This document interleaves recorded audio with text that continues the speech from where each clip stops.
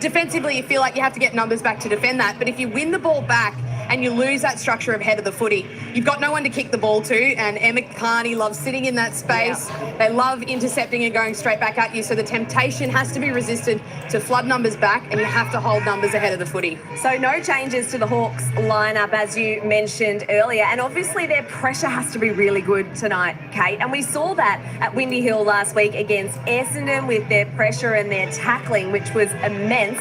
And they've got to bring that game again tonight. Yeah, it was well and truly on display last week against the Bombers. They had 79 tackles.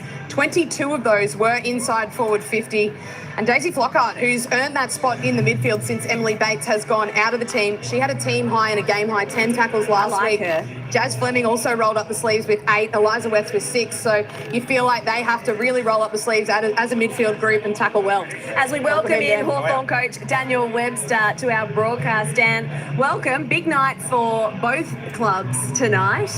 The $1 million question is, how do you beat these Roos? Well, it's a great question, isn't it? No, I think, look, we're going to start the uncontested game. Yep. So it's going to be all about pressure for us, like how much pressure we put them under. Now, Jess Vukic was available for selection. She's an emergency tonight. You chose not to bring her into the team. It's a curious one for me with how tall North Melbourne are. Were you tempted? Yeah, absolutely we were. But again, like we realised that we weren't going to get a height advantage or get close to matching that. So again, for us, it's all about pressure and the run and support. So that's what we've gone with this week. And just quickly before I let you go, how much, I mean, given you are likely maybe to play North Melbourne again in the finals maybe next week, how much do you keep your cards close to your chest or throw it all out there? Nah, look, we'll save a few things. I mean, the reality is, like, today we get to get a good test of where we're at. So we'll play our brand of footy and see where it stacks up or not. Good luck tonight. Thanks for joining us. Cheers. Thank you. Hawthorn coach Daniel Webster there. We're not far away from a start here at Kinetic Stadium. It's Friday night footy. Stay with us. Hawthorn and North Melbourne on the other side of this.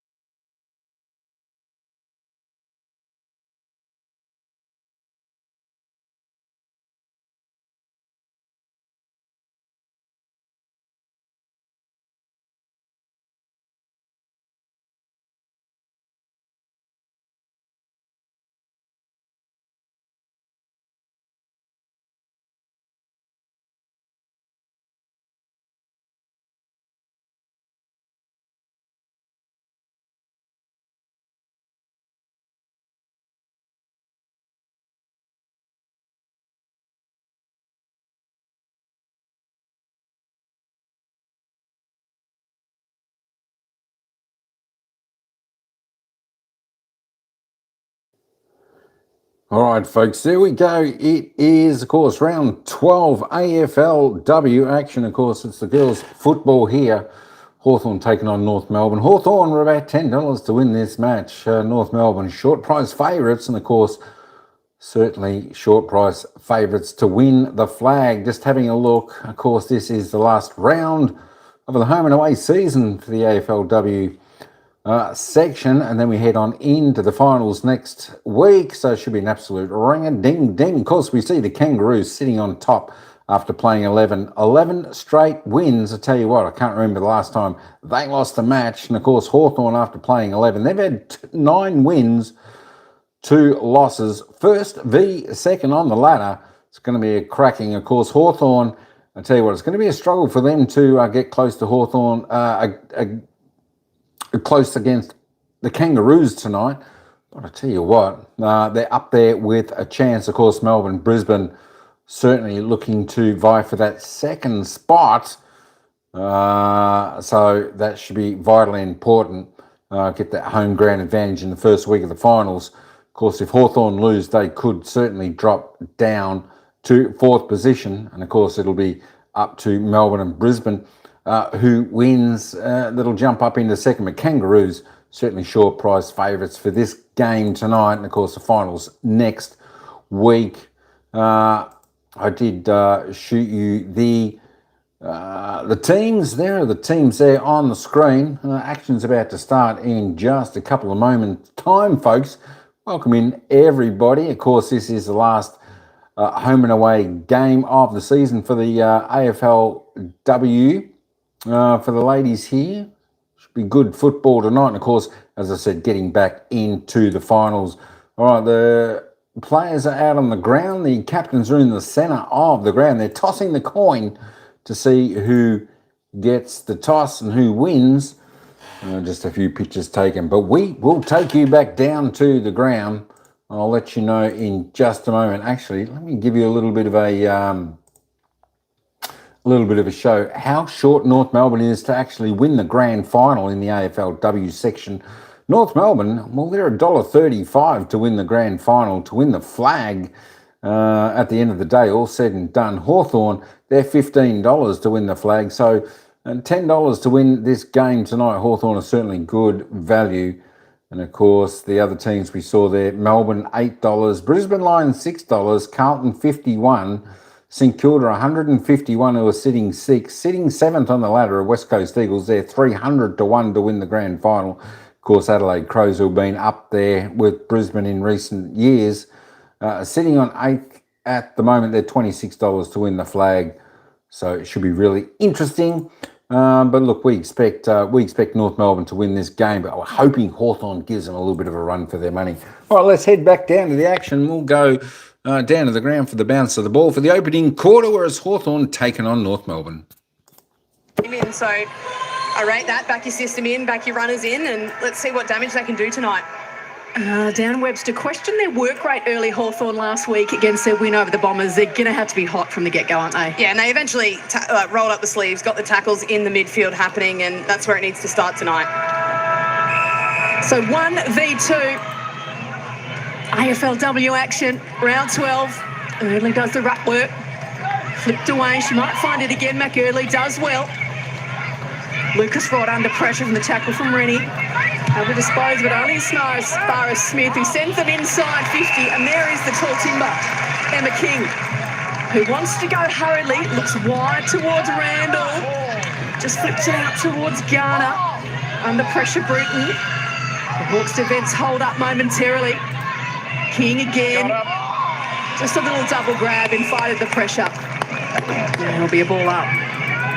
Good start from North, going inside 50, finding that mark early on in the game. Just couldn't link up from there. How do Hawthorn now chain this and try and get some territory? On hands and knees, Stone. West in there, trying to bustle through gap. Flips the ball out only as far as Riddell. Here's disposal number 1 for the ball magnet. Oh, McLaughlin. Crunched into accidentally by Everest. Tripodi hurriedly on the boot. Randall slip, tries to flip it to Smith. Richardson's up to the task. He looks out towards Allen. Here's Birch. And they can look to reload again through Boyd, who tried to get through 1, 2, 3. And in the end, is holding the footy. There's plenty of fans in the house here at Kinetic Stadium. The grandstand pretty much full behind us. Oh, it is a perfect night for football here. So Stone goes long down the wing. Couldn't reel it in, Riddell. Turns, looks up. Making good space, good body work was Elliott. Flips it back the other way, but she's turned it over straight to Boyd. That was brilliant from Elliott. We talked about needing to limit the uncontested possession. The Roos love to just look lateral, use their wingers out there or their high half forwards. Great positioning from Laura Elliott. Gap. Flips it over the top. Hurried kick down the line. Smith, who's just relentless like that, wraps up McLaughlin. Well, if Dan Webster wasn't happy with their work rate last week to start the game, he'll be more than pleased with the first few minutes of this one. There's been no space to work to for the Roos. So really good start from Hawthorn. How long can they sustain this manic pressure though? Towards the boundary line. Gat, who started well, hasn't been in the side since she rolled her ankle in round 5 against the Lions. O'Loughlin near the boundary line again. Smith dumps her to the deck. Love that matchup. That's going to be a good matchup all night. Tam Smith loves to just put the arm across and lay tackles when she needs to. And Alice O'Loughlin, really clever. She'll probably have Tam Smith for speed, but if Smith can close that space down and keep her nice and close to her, great battle to play out. So King doing the ruck work now. There's a whistle, there's a little hold off the footy. It's going the Hawks' way. So West will have it.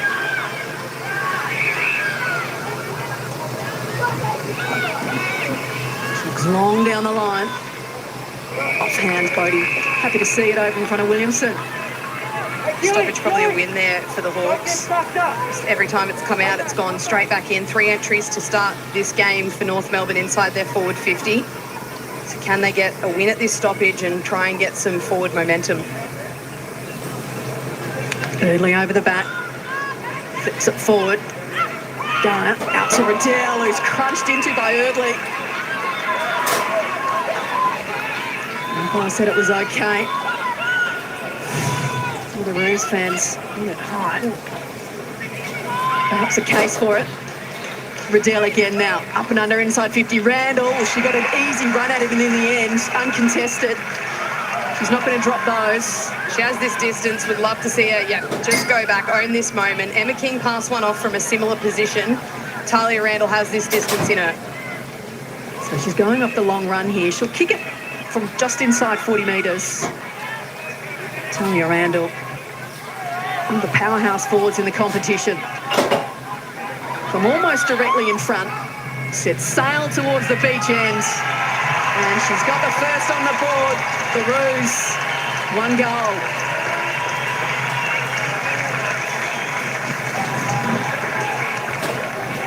Randall made it look easy in the end. And that 4 inside 50s to zip. They've dominated the forward play to start this one off the Roos. And they got reward for effort with that kick. The Hawks have bought the pressure. Just couldn't hold them out.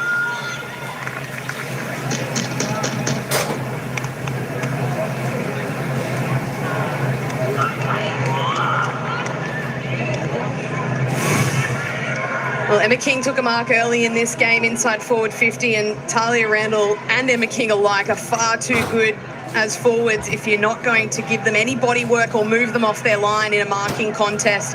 She had a clean run and jump at that, took it at its highest point, and loved that she owned the moment, went back, kicked straight. Perfect start for the Roos, because they're looking to break the record tonight with 24 consecutive wins. Still a ball to be won in the middle. Eventually the Hawks win it away. Get up towards inside 50. Allen has to go back and put a fist on in the end against Birch. Crunch to the jet was Garner. West flips it over to Williamson. Smith sees Lucas Robb, but doesn't have enough on it. Bruton gets in the way. There's some options through the middle. Finds Rennie. Goes direct. They're open here. Eddie turns hurriedly, looks inside 50. O'Loughlin has to dart back, off hands. Stone does well, just crunches it away. And this is going to work out okay because Ashmore's underneath and has the option ahead in McDonough. Where to now though, because she's a long way from home. Needs some run to come, some support. Footy doesn't come back to it. Birdley turns the corner inside. Bounces away from Ferguson. Good tackle to keep it in the air. Bodie there applying the pressure too. And in the end it trickles over the boundary line. Recovered well from that. Anya McDonough probably should have just taken that mark and just bought her forward some time because they had no one to go to. They were set up really well down the line, North Melbourne, but even so, she played on. They made something out of nothing, and now they finally have the ball inside their forward 50. First opportunity inside forward 50 tonight. So Rennie goes unopposed in the end. Simons flips it up. Back towards Sheriff, who has her kick smothered. Cleverly tapped on. He's looking for Tripodi. Williamson finds West. Just lost a handle on it. And again, a boundary throw in. Pressure from both teams hot. despite Hawthorn laying 12 tackles to 2. We have a look here, North Melbourne just making it really tough for any Hawthorn clean possession going inside their forward half as well. I ended up saying that Hawks would love to be able to apply a bit of scoreboard pressure in this first term. Simon's now doing the rut work. Garner flips it over the corner. Sheriff did well against O'Loughlin. They're up to the task, the Roos. So it's holding the footy. Gavin Mangan. Laura Elliott has started this game on fire. Some big moments already. Sends them up towards forward 50. Allen crashes into Craven. Under pressure from Birch with the tackle. Craven's popped to her feet. Goes to ground again now. Gilroy just tries to corral O'Shea. Kick through the middle. Hetherington, good hands. Wants to move it quickly. Gives it to the run of Bruton. There's no one inside 50. So just goes for territory and lets them run. Williamson leads the race. Smith is quick, really quick. Gets rid of her. Flips a hand pass over the top, and Gavin Mangan's going to kick their seconds.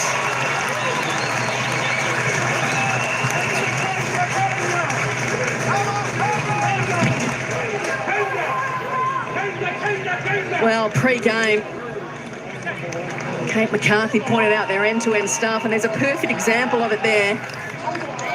They went from defence to attack so quickly and made the Hawks pay.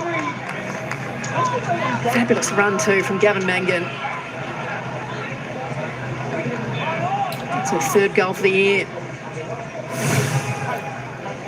Well, we often talk about North Melbourne's depth, and this mark through Hetherington, this is her 5th game of the season, has had to buy her time as an emergency in this team. Played a really good game last week as well against the Saints, holds on to her spot, and then when it's a foot race, one-on-one, North are just so good at getting the job done, 1v1 in their opponent. Amy Gavin Mangan, another player, when you speak about the depth of North Melbourne, who comes to mind, ends up scoring the goal. Absolutely. There's Hetherington, now does the ruck work. Tripodi gets around the traffic and gets it up towards half forward. King in a wrestle. As it bounce away, there's Stone again. Looking for Lucas Rod to Bubba. Goes long down the line. Can't he apply the pressure? Even though she had her back turned towards the footy, is now wrenched to the deck and height, says the umpire. And there's probably not a whole lot Hawthorn have done wrong. We said the things they need to execute. They've probably executed most of them, maybe 2 or 3 lapses. 2 or 3 lapses against North Melbourne. You look at the scoreboard, 2 or 3 shots on goal, 2 goals to 0 to North Melbourne. As King wrenched to the deck. We've got ourselves out a contest here. It's a bit of push and sharp too. Yeah, I was going to say, Joe and Kate, Hawthorn are putting a lot of work into Emma Carney at the moment, bumping her off the ball, pushing her, shoving her, really trying to put her off her game. As we know, the former North Melbourne captain is such a crucial cog to their back line. She will absolutely love that. Good luck with that. Poke the bear. They're poking it. Back in the side after being managed last week. Yes. Flockhart went over the footy, and in the end, Stone won the free kick for too high towards McDonough. Had a piece of it, but not quite enough. Now puts the pressure on Smith enough for Sheriff to find the footy. Back over the top, Simons. Back to McDonough. Towards half forward, just inside the boundary line, Ashmore. And it's carried over, so it's out of bounds on the full.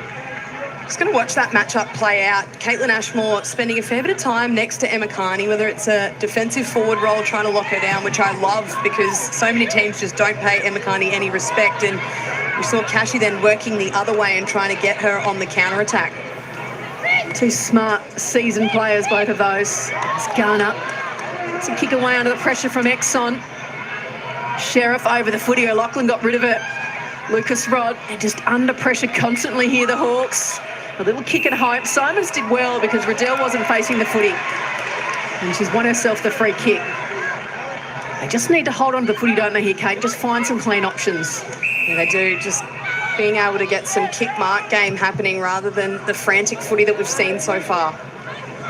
Sheriff goes long. McDonough, she can do it from anywhere.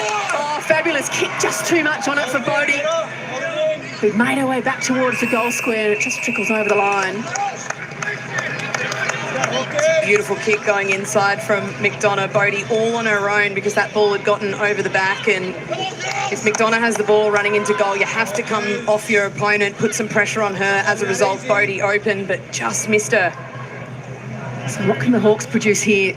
There's Flockhart now doing the ruck work. Eddie under pressure, flips it out the back to Riddell. Bubba does well. Bodie's there, there's West. Just cranks it round the corner. Oh, McDonough. It's a couple of times today, just hasn't been able to reel it in. Hurry kick. Lucas right under pressure. Bubba again. Gilroy. Can they find a mark here? Ashmore under pressure, gets boots the ball, just trickles wide. Bodie, can she produce a bit of magic? Not quite. Offline. But they're finding a couple of opportunities here, the Hawks. And they're keeping their ball in their front half, being able to generate a couple of repeat entries now. So they can't allow uncontested possession for the Roos coming out here. It's Carney too easily found Riddell. This will be disposal number 8 already. Just been such a machine this year, hasn't she, Ash Riddell? Kick hugs the line. Bubba does well against Craven. And then Ashmore gets a little purchase as it bounces inside 50. And the hand pass for Shannon is wide.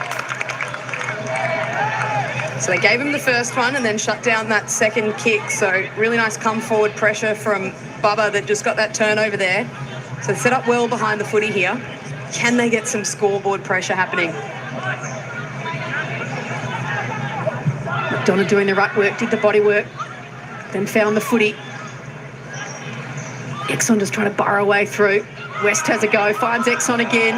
Needs to get rid of this. Somehow got boots the ball. Umpire said play on. Najwa Allen to West on her left.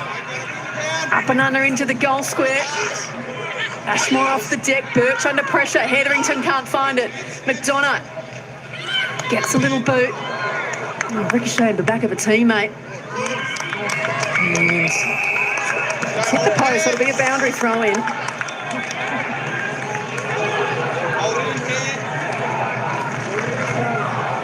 The Roos defence under pressure. So the Hawks have had plenty of the footy, just haven't been able to find that goal.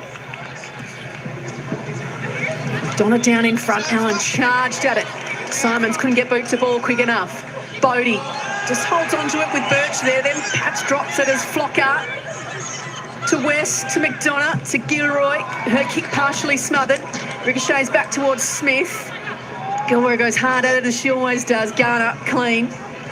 Clearing kick out towards the boundary line.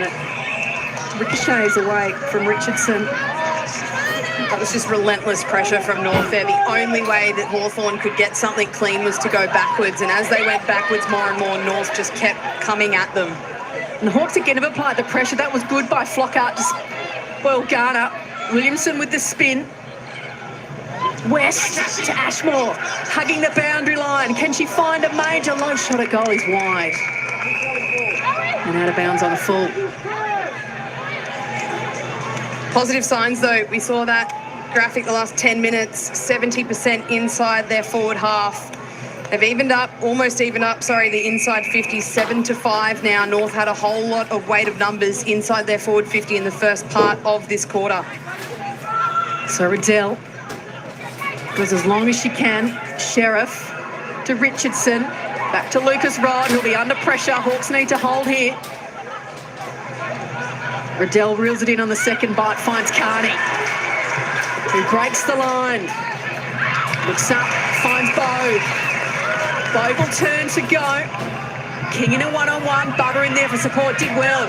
Run off her direct opponent and Craven to find the footy, although she's kicked it straight back to Blaine Bo. And goes back towards Craven, that's cruel for Bubba. Big leading lane for Emma King just to the pocket here. Would expect Tess Craven to pass this one off. I think this is outside her range. And Q goes toward that lane. It was Hetherington who gets out the back and is touched through in the end by Everest. That was what we were talking about pre-game too. Tess Craven, that delivery inside forward 50, one of the best kicks in the competition to be that kick from the 50 arc and hitting a forward that's leading up. You'd love to be a player that's forward of the footy when Tess Craven has the ball in hand. Everest goes through the middle. Carney sweeping at the back, through the fingertips. Exxon for territory. Ferguson waiting to intercept. Finds Rennie. Got some options on the broadcast side as O'Shea uses her pace up towards Bruton. King with arms aloft, just saying, kick it to me. Decides to go towards Bogue instead. Smith does well to get in front. Up with a hurried kick. Riddell waiting for it. Exxon did well just to tap it away. And now goes with a second effort against O'Shea. That was really well by Exxon. Gilroy just to kick it home, but the North defenders are set up so brilliantly behind the ball. And there was 3 of them to choose for in the end, although the kick from Ferguson put Tripodi under pressure. Fleming has to stop and prop and look sideways towards West. Can't get through Riddell and Garner. Got rid of it in time, says the umpire. Fierce contest at the footy. And eventually a free kick. There's a little bit of spice in this one already.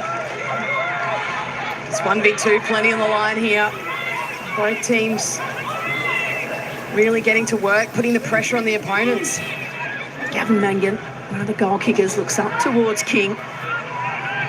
Just goes off the deck and again, and the race is on. Smith leads it. Bodied out of it by Bogue. That was good work in defence. It's got to be insufficient intent, and it is. It is.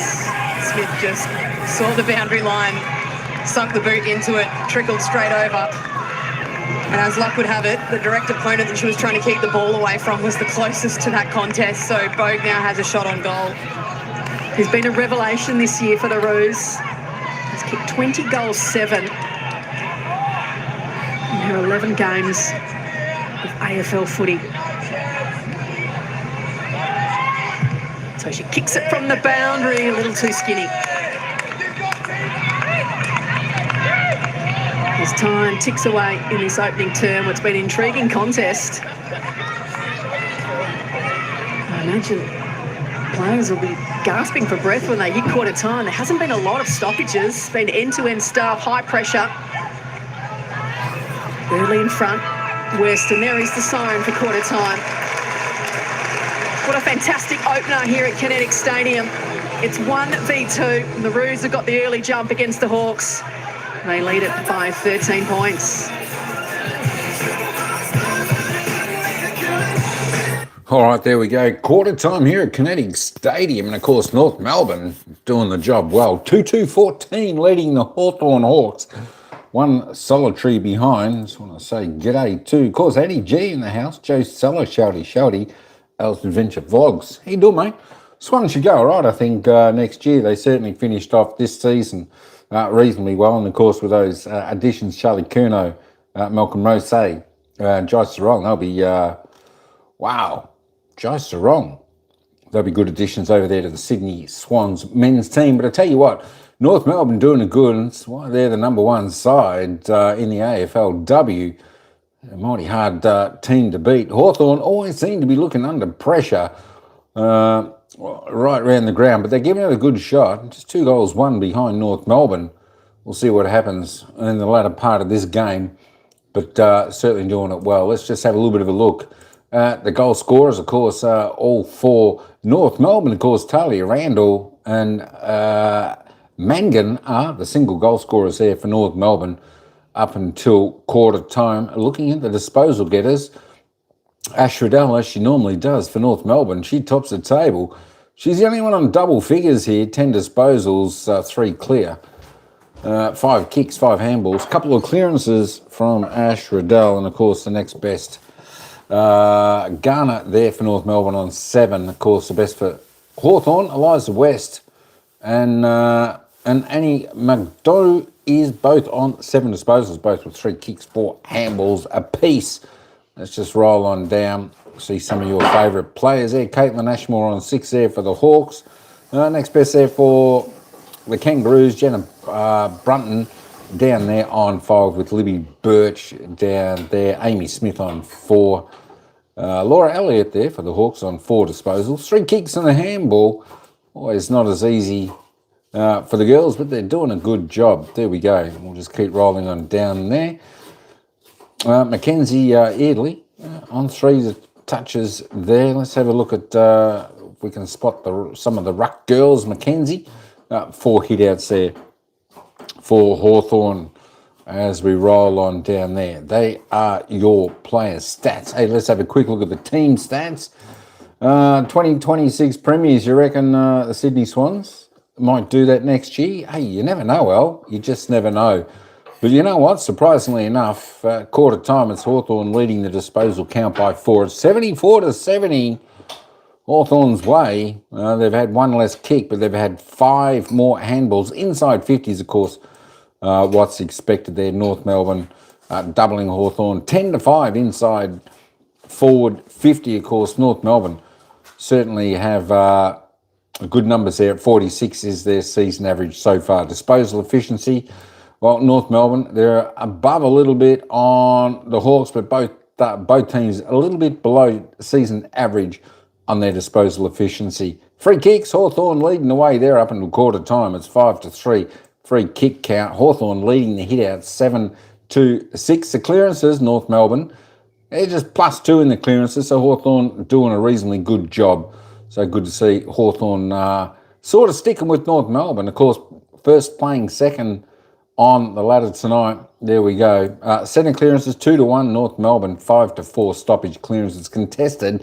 Well, there we go. Hawthorn, they're certainly getting into the ball a little bit harder than North Melbourne. 38-29 uncontested, all tied up at 35 apiece. Controlling there though, North Melbourne in the marking department, 16-3 already up until quarter time. And 3 marks inside 50. Hawthorn yet to take a mark inside 50 or contested mark. Of course, North Melbourne 3 already. Just looking at the tackle count, Hawks doing pretty good there at 22 in the tackle count. 4 inside 50 tackles, North Melbourne 18 overall, 3 inside 50 tackles. All right, Al, 17, 18 years after. It's been a while since the Sydney Swans men team have won the grand final. You just never know. With some of those additions, maybe they'll go a little bit better. It could be just what the Swans order for next season. We'll certainly find out. Not too far away. We've only got about 5 months before the men's footy starts. All right, let's head back down to the ground. And they'll take us into the bounce of the ball for the second quarter. It's North Melbourne by 13 points. Arnie is a very crucial cog to the Roos lineup. Does Cashy have a bit of a job on her tonight? Oh, yeah, as a starting point, we've got a few people doing a few different things. It's a good matchup. Like, Carney's a great player, has been a great player in the competition, so we look to expose her in some way, shape or form. Thanks for joining us. Good luck. All right, thank you. Matt, how are conditions down there? Did I speak too soon? You've had to get the umbrella out. You have jinxed me, Joe. The rain is falling. I had my umbrella, but Keegan is way too tall for me, so I couldn't put it up during that interview, and now I'm wet. So thanks for that. I always love working with Nat. She makes me look tall.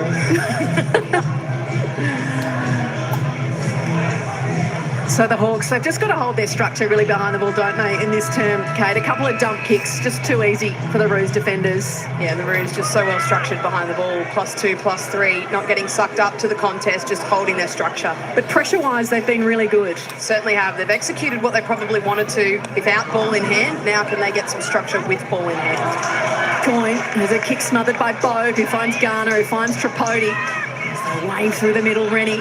Just turns and it lands on the chest of Bruton. Another one who was managed last week, back in the side tonight. Looks up as King holds her space. Couldn't find a handle on the footy and the pressure. The Hawks, as the Roos force a stoppage. And Emma King, knowing she has the height advantage, is just calling the ball in long. Would love to see her get on the move and lead up at the leg a little bit more. There's this one. A ground level Bow. Trying to slap it to find a teammate, Fleming. Lost her footing. Crunched into the deck. Underneath all that was Stone. But it's Rod goes to ground. Bruton just trickles goalward. That's through from behind. So we saw this in the early part of the first term. North Melbourne, once they get it inside their forward 50, they were able to just get entry after entry until it came out in a goal.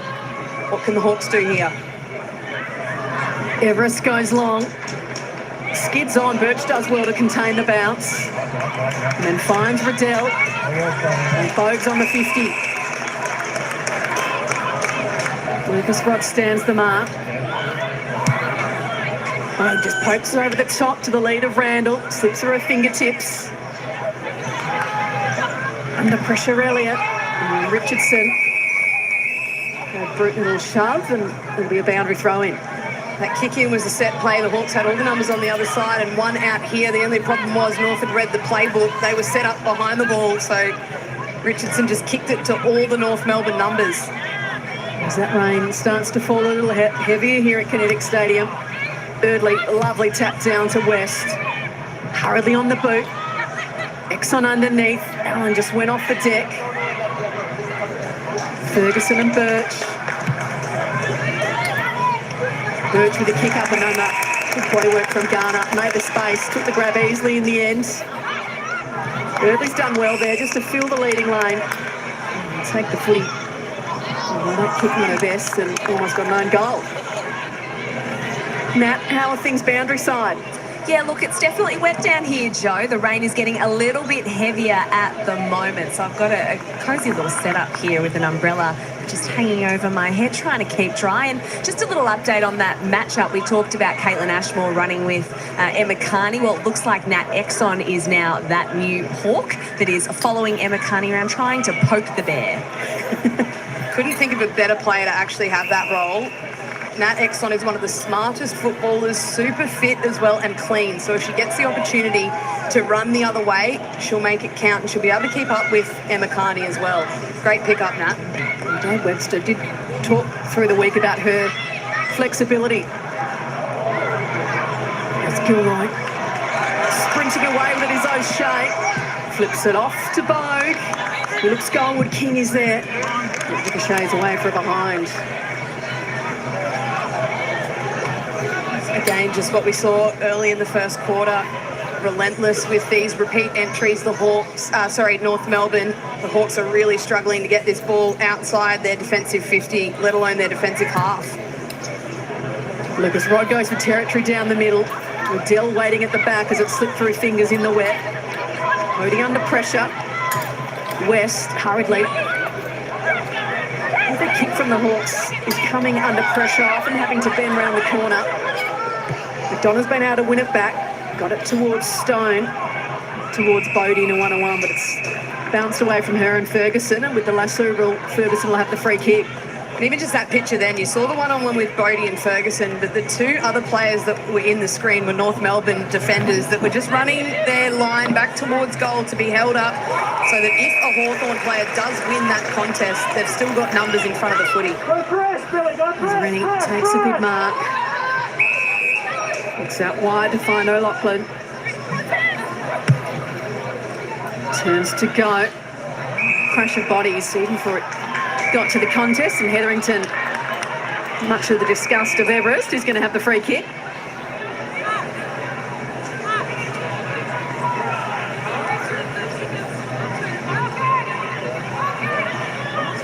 So from outside 50, you can see the rain there tumbling down, and what Hetherington has to aim at. Looking for Randall. Elliott under pressure. Back towards Eardley. Dribbles through the legs of a few. Gilroy near the boundary line. Happy to see it over in the end. You probably give Dan Webster a big tick with his team selection now with this weather at play. Not going to be an easy game to take big clunks inside your forward 50. So points to Dan Webster with his team selection. Eardley over the back. Fleming to West. Again up towards half forward, and this time Birch decided to spoil as Bodie needs the bounce. Greta Bodie gets it. The Hawks find a way to get there first.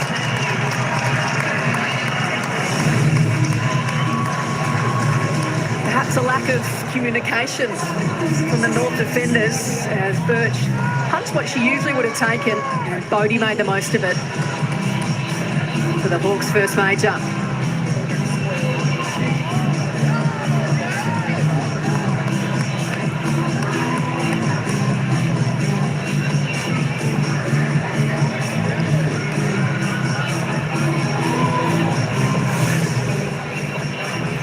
A sheer lack of communication, really. Again, what's happened all night happened again here. They were well set up behind the ball, North Melbourne. 3 against 1.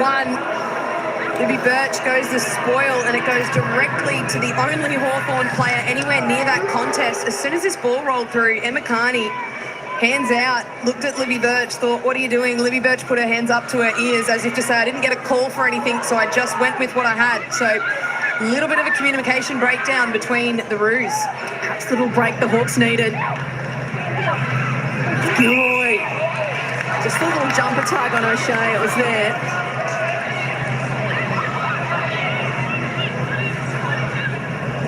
There's a few Irish girls on display tonight. There's 2 of them. O'Shea under pressure from Gilroy. Gives it back to West. They look a bit of a run through the middle, although Elliott's kick will have to come under pressure. And O'Shea in slippery conditions, can't take the mark, then gets crunched into Gilroy and McDonough. The conditions that the Irish players do like are the ones that we are seeing out there. And there's plenty of athletes, Irish athletes out there this evening. O'Shea long, Lachlan in a pack of plenty. West, he's been the Hawks' best so far, up towards Flockhart. McDonough did well in the contest. Needed 1 more millisecond to hold on to it. It's Bodie over the top. Can Allen reel it in inside the boundary line? Not quite. That was brilliant body work from Anya McDonough. Did all of the hard work. Got rid of her direct opponent in Ferguson. Just couldn't, as you said, Joe, complete the final grab. Got rid of her so early. And then Ferguson just got some arms in. So Hetherington's made her way down to this contest with McDonough. Gilroy turns the corner on it. Slams into the post, so he'll be out of bounds on the full. But the Hawks just finding a couple of opportunities forward in the last few minutes. So first 5 inside 50s of this quarter went to North Melbourne, 5-2 now. So they've been able to just get, again, some time with the ball in their front half. I'd love to be able to lock it in here. Hemmed in near the boundary line. Williamson can't keep it in.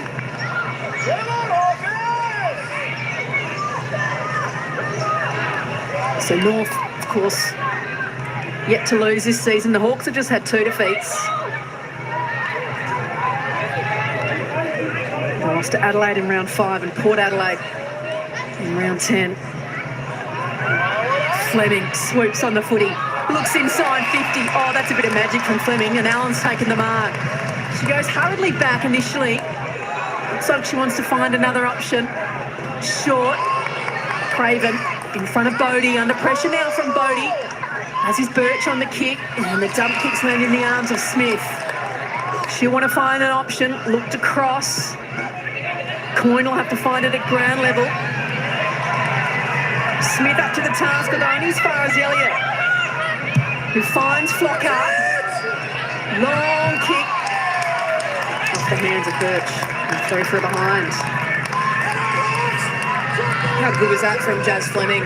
These conditions are not easy, as you see the rain falling there on your screen, but you wouldn't have known it looking at that play from Jazz Fleming. Hits the contest at speed, picks it up, rolls, and laces out Najwa Allen playing her 50th game. But Jazz Fleming, take a bow. That was some individual brilliance. Lachlan couldn't get much purchase on the kick. Bruton just goes off the deck. Randall worried out of it by Richardson initially. And now Bo, little kick to herself as Randall went off the deck with hands in the area. And now the umpire's found a free kick towards Bubba, who got some attention off the footy. A lot of attention off the footy going on between both of these teams. Some pushes, some shoves. There's obviously plenty to play for tonight, 1v2, but there's plenty of feeling in this. It goes long towards the outer side. Through the hands of Shannon. O'Shea to Craven. Smith. Sheriff. Bubba again, slippery footy, was touched off the boot. McDonough just gets a hand in. Ashmore with a little hand pass over the top, was looking for Gilroy. Riddell has a moment of space after her teammates provide the shepherd. Bubba dropped the mark over the boundary line. I feel like the Hawks have just worked their way into this contest now, don't you? They have. They've made it an arm wrestle, so taking away that uncontested chain that they like to use, North Melbourne, the dimensions of the ground here really do help that. They're spreading well, but not having the wide expanses at play is helping Hawks defend this really well. To their credit, they're making North work really hard for every possession. There's a good tackle by Exxon in the middle. Home fans weren't holding the footy. And that's a wrestle in the ruck contest. Simons and Hetherington, and just emerging out of the front of the pack was Stone. Throws it on the boot. Birch didn't get paid the mark, under pressure now, holding it to deck. Bodie asking the question. There'll be a ball up. I feel like a lot of times this year, if a player's been at the bottom of the pack and the ball hasn't come out, that's been a free kick paid. McDonough. Bubba dropping the tackle from Smith. Has a second go at it. McDonough throws it on the boot. Allen gives chase. Craven centre of the boundary line.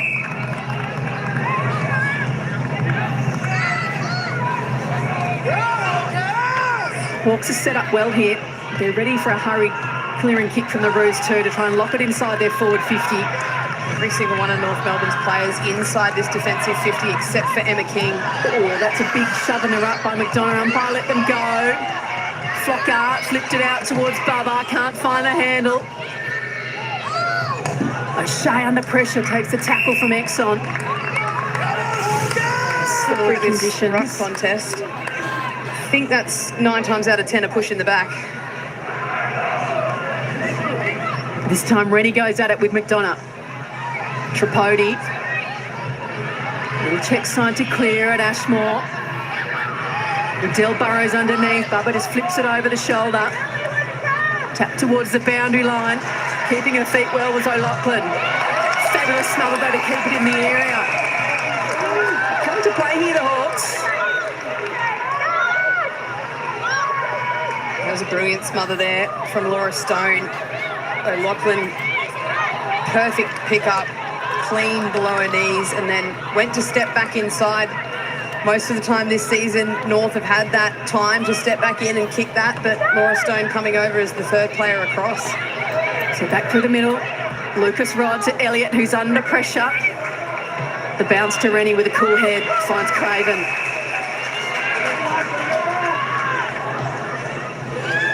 And now Riddell. This is where they show their class here, the Roos. Such good ball users. Garner flips it to Carney, gets through one, then chips it over the top. Gavin Mangan, there's options inside 50, goes wide to Craven. She's looking inboard, wants to find that last target inside 50. Off hands Garner under pressure, Bogue is there, flips it back. They'll fight for it near the boundary line. Garner goes again. Finds Smith. Eddie, hurry kick towards goal, brilliance.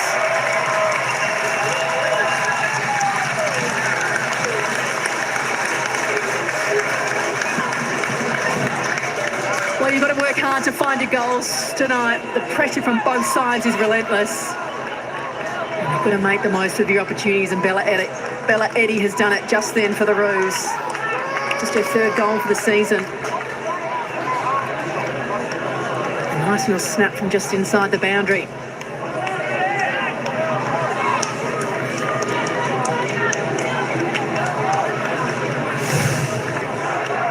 Well, that was probably the most North Melbourne we've seen the North Melbourne Football Club play their footy tonight, because as soon as they got that kick across the field, Tess Craven then opened up the whole far side of the ground. They chained by foot. Emma Carney sent it inside forward 50. The ball then carried out to the open side, and Bella Eddy, that was some individual brilliance from her. Beautiful set shot, but that is exactly why you cannot allow North Melbourne to own the uncontested possessions. Eardley couldn't get it. Lucas Rod provided the pressure, but O'Loughlin still able to get a boot to ball. Up towards King. Everest is there.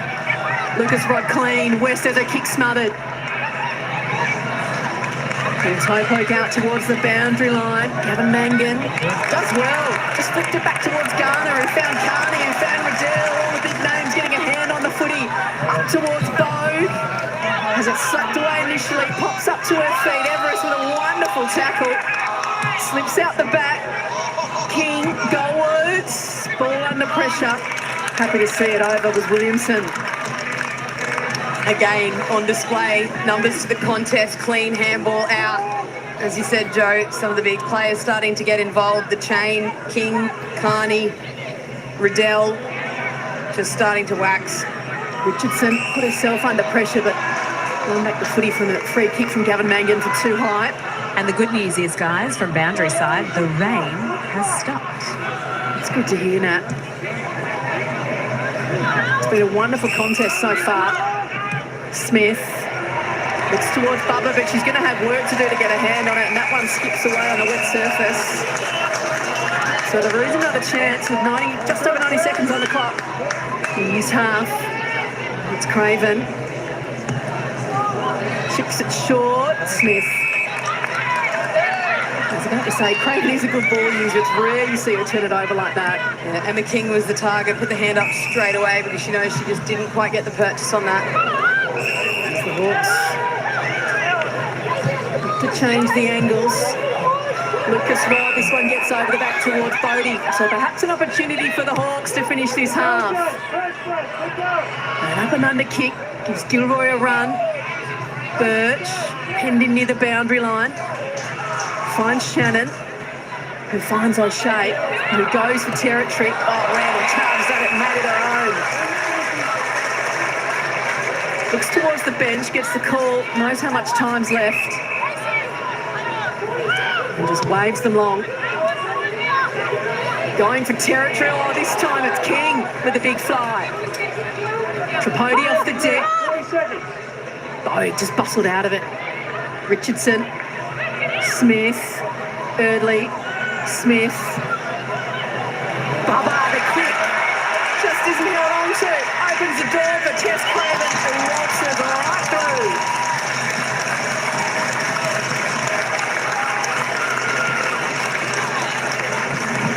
That one's a heartbreaker for the Hawks. You just watch the running pattern though of Tess Craven. Watching it live is just, she was all the way back in defensive 50, and obviously they know that Hawthorn want to change direction coming out the open side, like most teams do when you get the opportunity to take this. Doesn't give them the uncontested possession. Just couldn't complete the mark. Bubba, it was an okay kick from Smith. It was there to be taken. But like we said, if you make a mistake and you do not execute your skills against the North Melbourne Kangaroos, they will do this every day of the week and make you pay. So that margin's out to 22 points and just seconds remaining in the first half here. They started the term well, the Hawks, with a goal to Bodie, and then 2 goals for Eddie and Craven for the Roos to extend the margin, and then a push for Lachlan.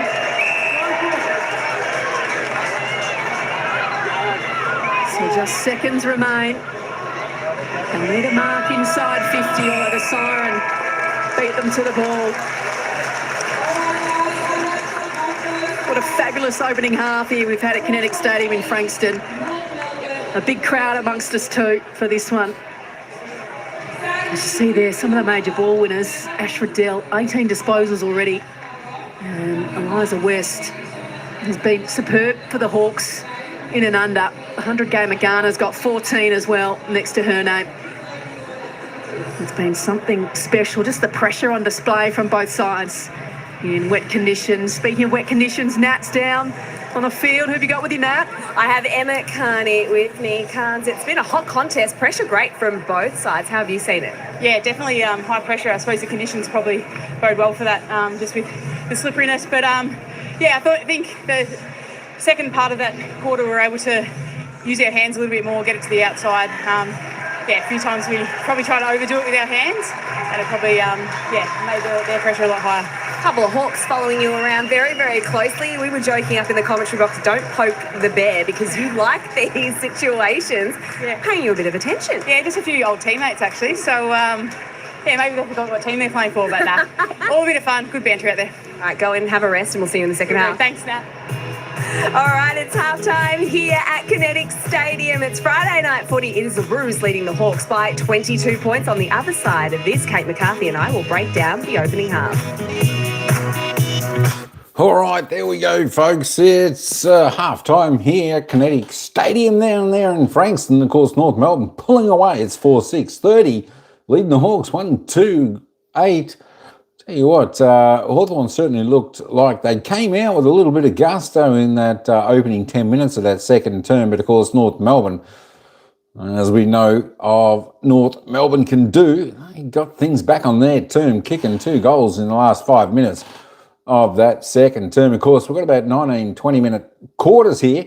That is it. No extra time. So they're shorter quarters, which is good. Gets the game underway. But we'll be back with the commentators in a moment. They'll break down the opening half here. North Melbourne do look strong. Of course, the rain did start tumbling down there at Kinetic Stadium. But the looks like the showers have passed for now. Hopefully that is all. Certainly dry football is a lot better aspect for the game for the women's anyway. They're looking at the goal scorers. Of course, we've got 5 single goal scorers, no multiples out there at the moment. Talia Randall, Amy Mangan's got one, Bella Eadie, Tess Craven, all singles there for North Melbourne. Of course, Greta Bodie is the only goal scorer there for Hawthorn. Let's just have a look at the disposal getters. Of course, Ash Riddell continues to top the table for North Melbourne. 18 disposals, 4 clear. Fantastic game so far by Ash Riddell. 10 kicks, 8 handballs. She's had 3 marks and a couple clearances. Jasmine Garner, next best on 14. She's had 6 and 8 with 3 clearances, also laid 3 tackles. For Hawthorn, the best out there, Eliza West on 14, doing reasonably well. 7 and 7 she's had with 3 clearances.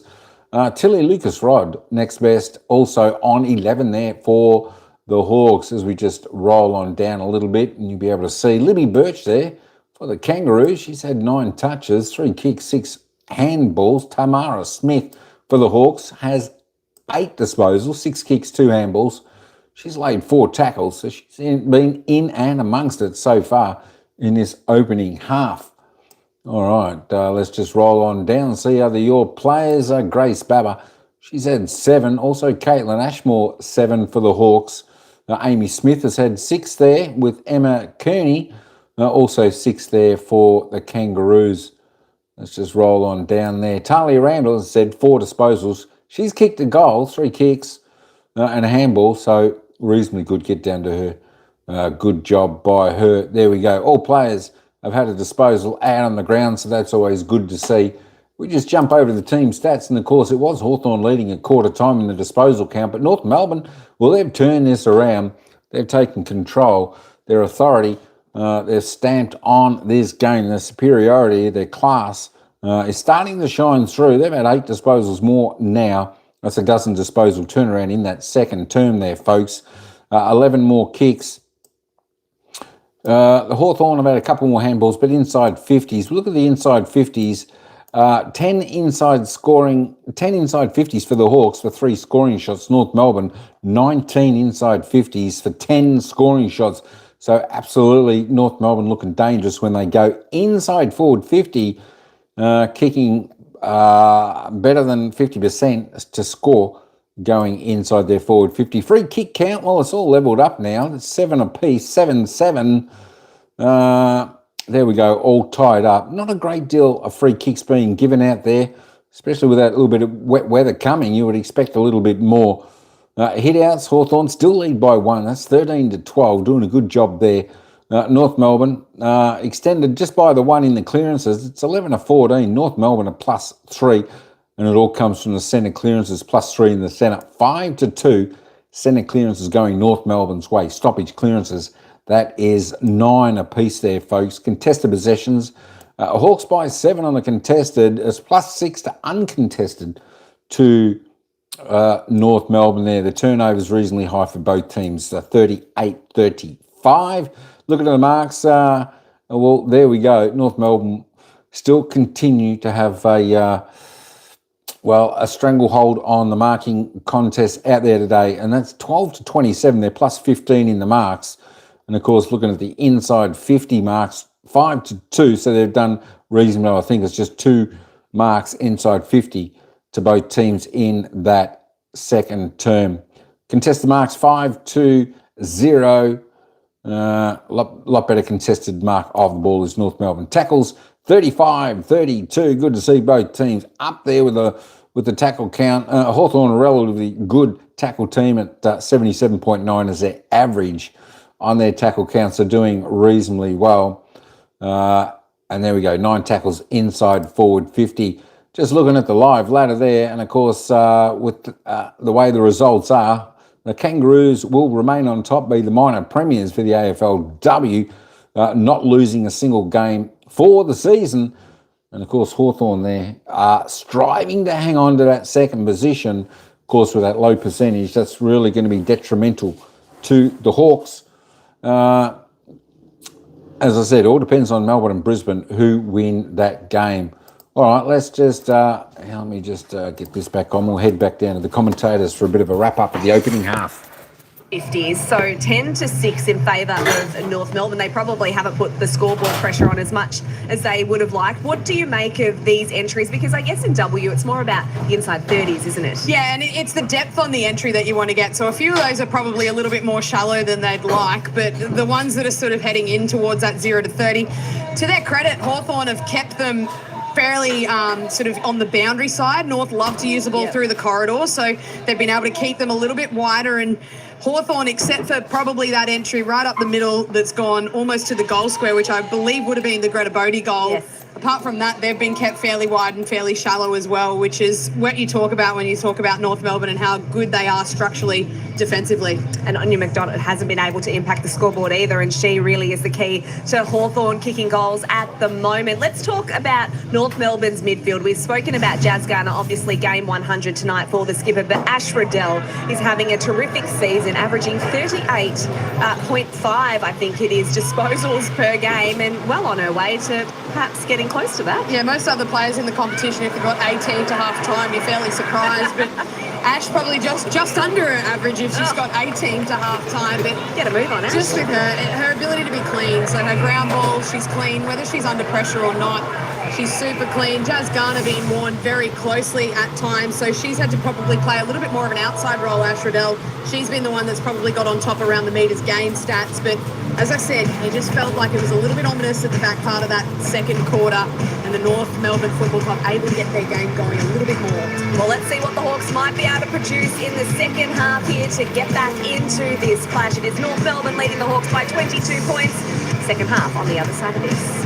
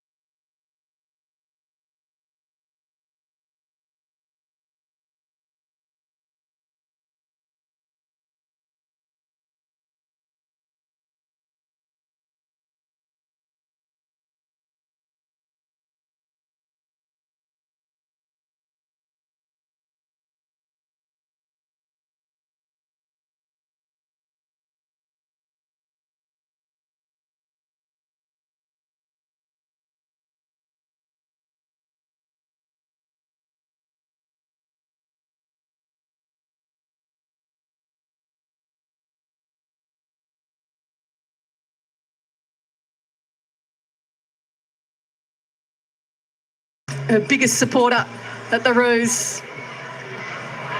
Garner is there putting the tackle on, captain this year. What will be the discussions at half-time for the Hawks in their rooms, Kate? Probably just to be a little bit more effective with their footy going inside that forward 50. So 10 inside 50s, 1 goal, 2 to show for it. Probably just want to be able to get deeper entries and be able to just get a little bit more bang for buck, which is something that most teams want to do when they're playing against North Melbourne. And the conditions have improved. The rain's probably stopped the last 10 or so minutes. There's the Hawks under pressure to find a handle on the footy. Going back to find it was Stone, who takes the tackle of Gavin Mangan. Somehow found West to Williamson. A little bit up and under. Good courage, Bode, but it hadn't gone far enough. So the umpire said play on. Riddell swoops on it. Sends it inside 50 up towards Randall, who just used her body to perfection to hold Richardson out of the drop zone. And that looks like the worry. Now that this ball's started to dry up, the conditions are going to favour Talia Randall and Emma King. Randall looked ominous in the first half. And starting the second half with a mark like that inside forward 50 does nothing but gold for her confidence. Yeah, kicked the opening goal of the game, Talia Randall. Kicks long, it's floating away, but it's floating through. She's found her second, Talia Randall.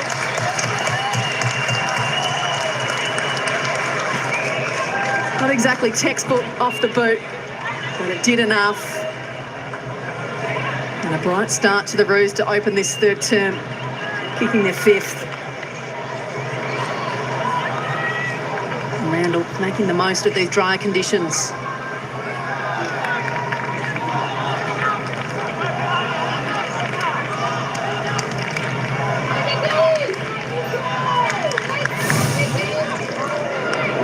But you feel like in the 2025 season, only one team could kick the ball like that and it would go through the big sticks. And it's been the story of the season for North Melbourne. They've just made everything come up trumps.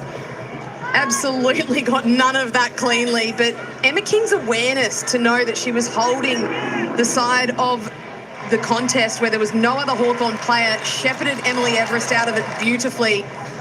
Talia Randall has had some opportunities this season that have gone begging, so maybe it's the footy gods just paying her back one there. Brilliant mark. West wrapped up in the middle, but able to get boot to ball. Carney, though, hurriedly the other way. Bringing out towards the wing. There's Lucas Rod for company. Under pressure, she gets the hand pass to Stone. Here goes West again, disposal number 16, but straight to Riddell. Up towards half forward. King almost did enough. Being held onto by Everest, and she's been pinged for holding the footy. She can't believe it, Emma King. Didn't make enough of a genuine attempt to get rid of it, said the umpire. So Richardson, that's a lovely kick through the middle to find Eardley, who looks sideways and has Coyne. Looks inboard initially. Now down the line. Allen will have to go against Birch, who found it. Front spot at the drop of the footy. Would have loved Mackenzie Eardley to take that ball and look forward, because North was slightly disrupted by kicking it wide. It actually gave them some time to set up behind the footy, and we all know what happens when North set up behind the footy. So another chance here for the Hawks as Coyne looks towards Gilroy, who again be up against Birch. It's the running hands to Coyne, whose hand pass to Fleming is off the mark and puts her under pressure.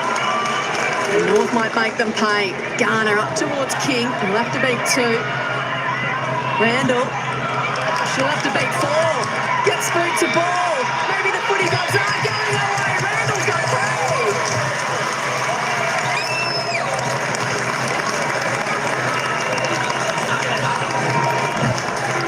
Talia Randall has 2 in a hurry to start this opening term. The Roos have kicked away. That lead now out to 34 points. If you don't find a handle on the footy, the Roos will make you pay going back the other way.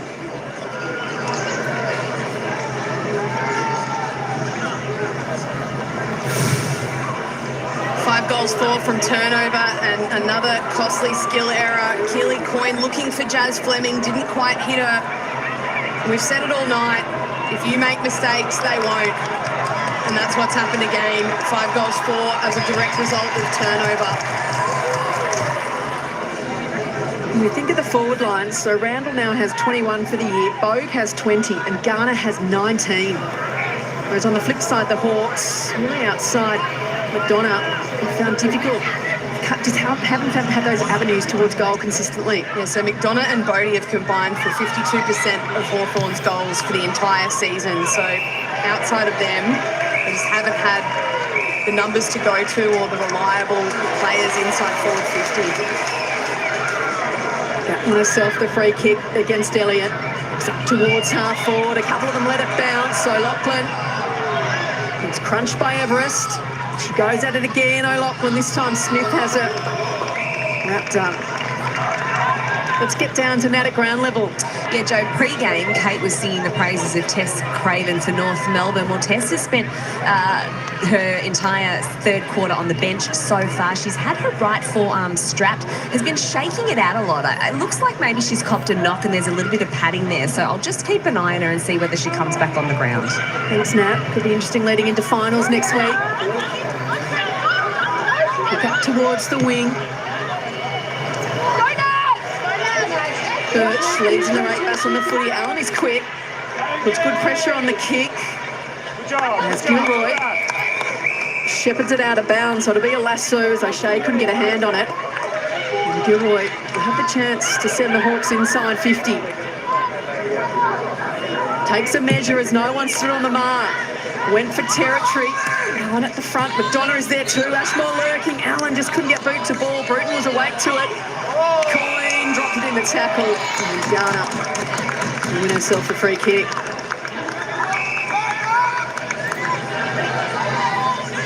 So we know Nat was on Garner goal watch as well. Hasn't been able to hit the scoreboard yet. Of course, she sits on 97 goals in that race to 100.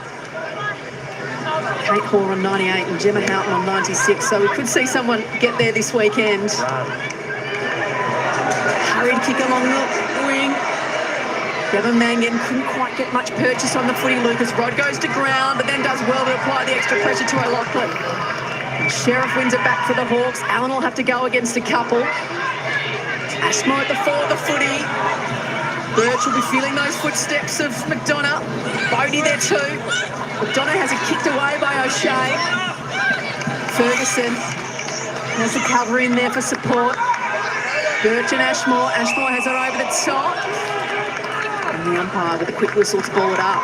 Doing well at owning the front of the contest in this third quarter, the Hawks. Anytime there's been a front and centre, they've been a player that's been running towards the contest and being able to win that back. Gets out the back towards Williamson. Bodie does well to hang on in the contest. Great kick, Williamson, just squaring it up to a dangerous spot. And Greta Bodie, really nice work, 2-on-1. Yes, took it on the chest, but did that in a way that actually protected the drop zone. So kick their opening goal, their only goal of the game in that second term, Greta Bodie. This for her on her side second. She's missed. There's 11-12 for the year, Greta Bodie. Big let off when you've had to work so hard for another shot on goal. Just lets the air out a bit, doesn't it, too? Shannon down the line towards Hetherington in the contest. Tripodi flips it over the top to King. He gives it to the run of O'Shea. Up towards Randall, who reads it brilliantly. She's got Bogue streaming forward. Just kicks for territory. The Irish woman to run onto it. Contest. Well done by Williamson, who came hard at the footy and has given away the free kick for a Porsche. I'd love to see the replay on this one. It's been adjudicated as front-on contact, but I think the two players just collided. It's going to result in a Bogue free kick directly in front of goal. Have a look at it here. Can't really see what that's for from that replay. So Bogue from directly in front makes it count. That's 3 in the term now for the Roos.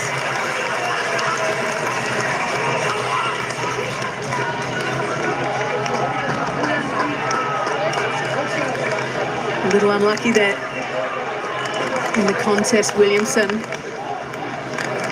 As it might have been played potentially against Elliott for the push in the back rather than Williamson coming across the front.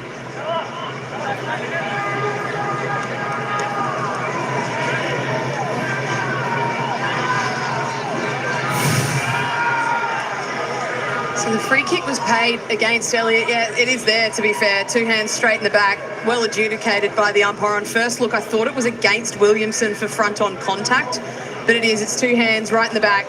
You can't do that.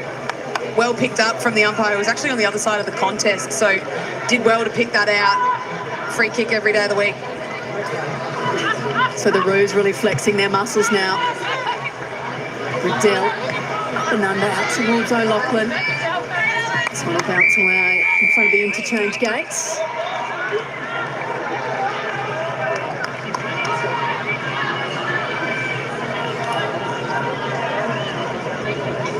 So with finals upon us next week, depending how things shake out, these two sides could play each other in that first final. So there'll be learnings to take away from both sides. Odie couldn't get a clean hand on it. Finds it again now though. Looks inside, 50, Randall on the lead. She's got the distance from here, Randall, you'd think. And now decides to go back off the mark. She kicked 2 from a similar spot tonight. One, she absolutely flushed the first shot at goal of the game. The second one, we saw that one go through. Didn't quite hit it as sweetly, but back her in this form. So from outside 45, that's flushed. Talia Randall, she got 4.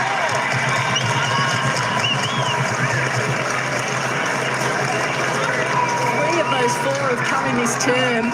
That was a brilliant strike off the boot, never in doubt. And they kicked the last 6 in the game, the Roos.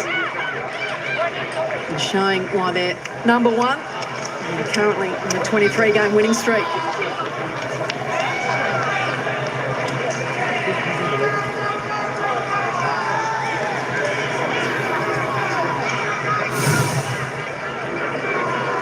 She's having some night, Talia Randall. 4 goals now, but it's the way in which she's done it. She's taken 5 marks. She's just had the 8 disposals, but she hasn't had to get up the ground. She's just owned that matchup.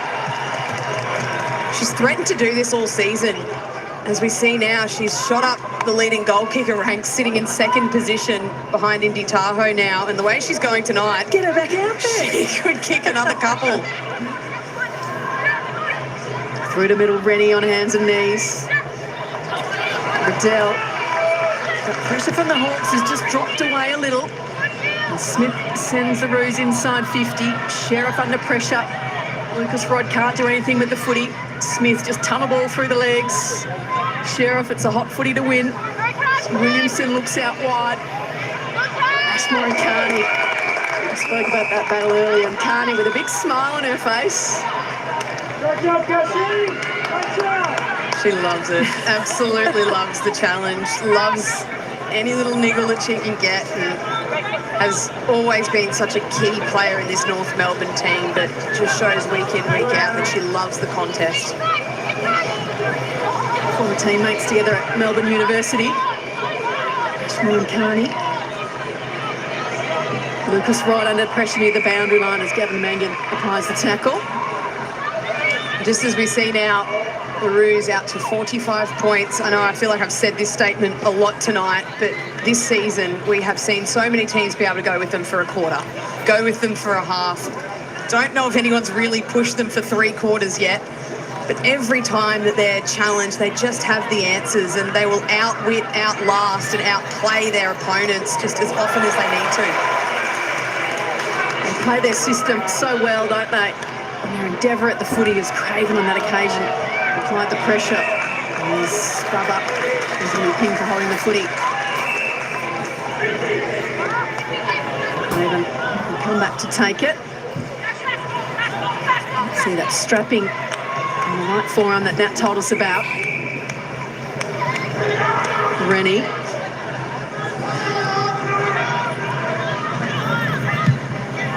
Just goes for the space really inside 50 through the fingertips of Williamson, who planted herself in a good spot. Smith pushed off it.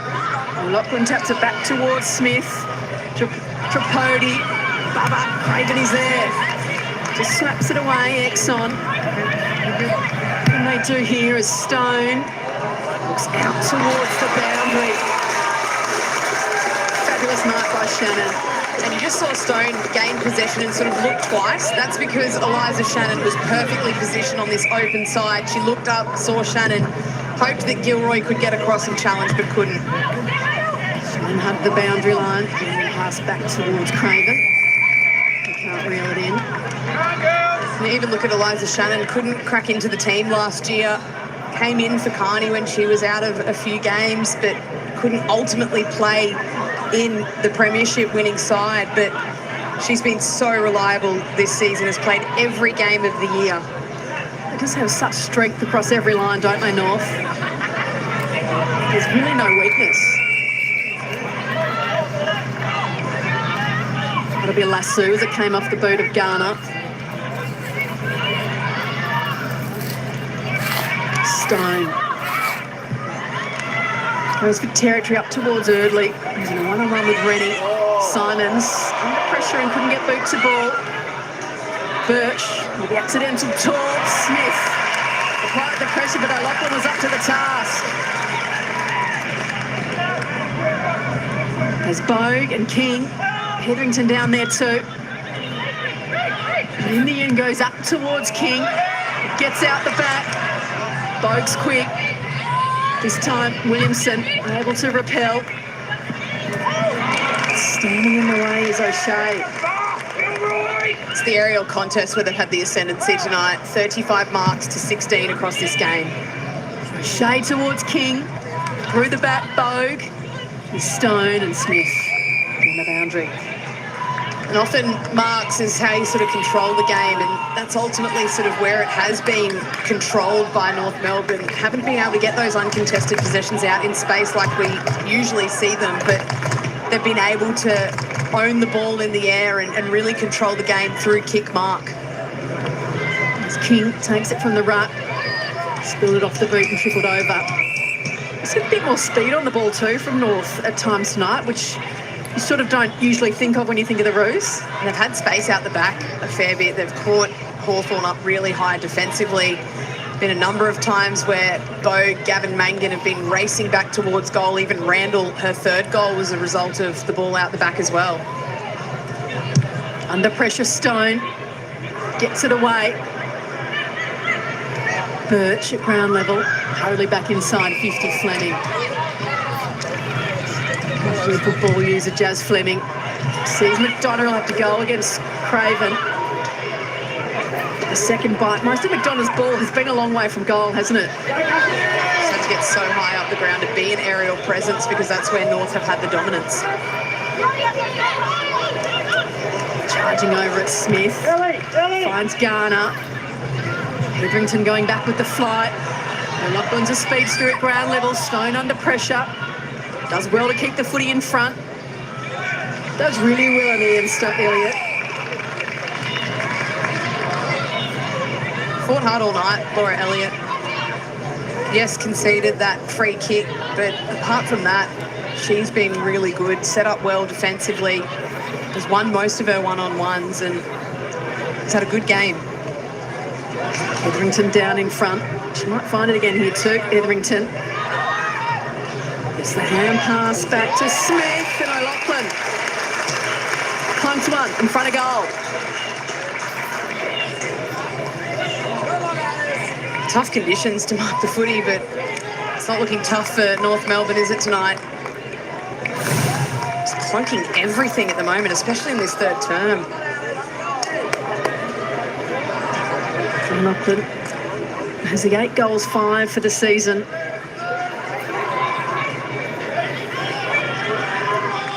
This one from as good as directly in front. Alice O'Loughlin to the beach end, straight through the middle. They've got their 9th for Roos.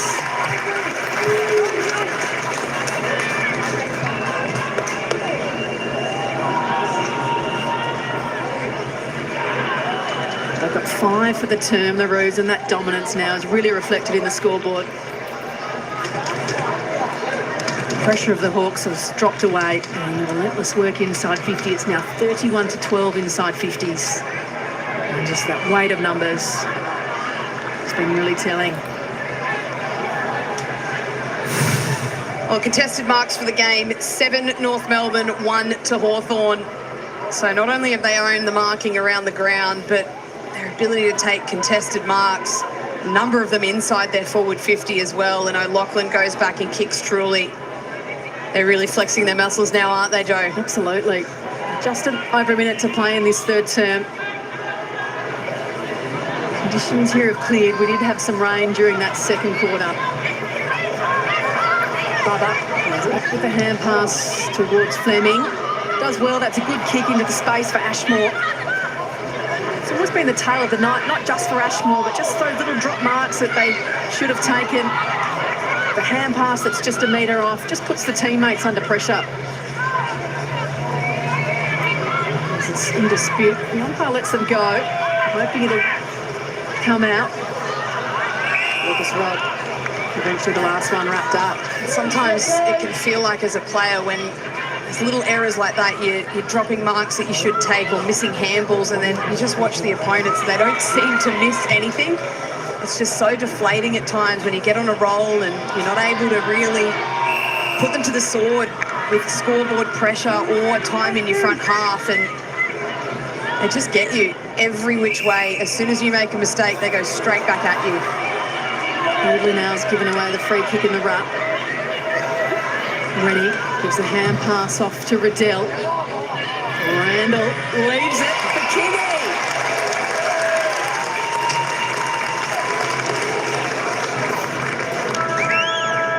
She'll have the kick after the three-quarter time siren, Emma King.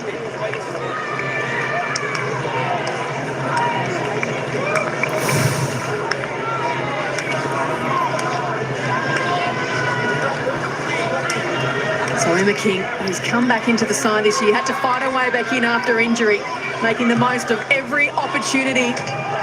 Slam that one into the post. The first blemish for the term, they'd kicked 5 straight to that point, the Roos.